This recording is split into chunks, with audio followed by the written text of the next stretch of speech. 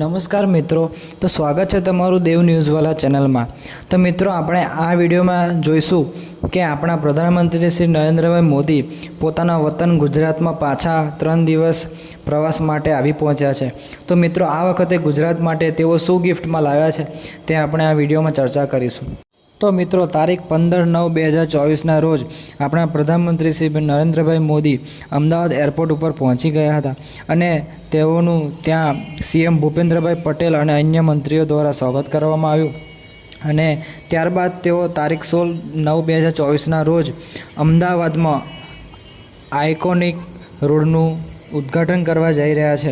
તો મિત્રો, અમદાવાદની અમુક સમસ્યાઓને ધ્યાનમાં રાખીને આ આઇકોનિક રોડ પ્રોજેક્ટની શરૂઆત કરવામાં આવવાની છે અને મિત્રો, આ આઇકોનિક રોડ પ્રોજેક્ટનું ઉદ્ઘાટન આપણા પ્રધાનમંત્રી શ્રી નરેન્દ્રભાઈ મોદીના હસ્તે કરવાનું હોવાથી તેઓ તારીખ 16/9/2024ના રોજ અમદાવાદમાં આઇકોનિક રોડ પ્રોજેક્ટનું ઉદ્ઘાટન કરશે અને ત્યારબાદ તેઓ ત્યાંથી ગ્રીન સિટી ગાંધીનગરની વિઝિટ માટે જશે અને મિત્રો, તેઓ 3 દિવસ સુધી આખા ગુજરાતમાં પ્રવાસે આવ્યા છે।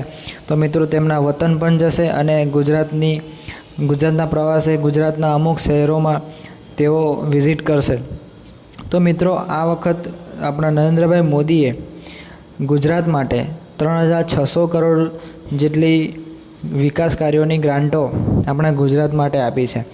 પરંતુ મિત્રો, તમને તો ખબર જ હશે કે ઉપરથી આપણને ગમે તેવી મોટી ગ્રાન્ટ આપવામાં આવશે, પરંતુ આજના ભ્રષ્ટાચારના સમયમાં આ ગ્રાન્ટ આપણા સુધી આવતા 3600 કરોડની બદલે 3000 થઈ જશે।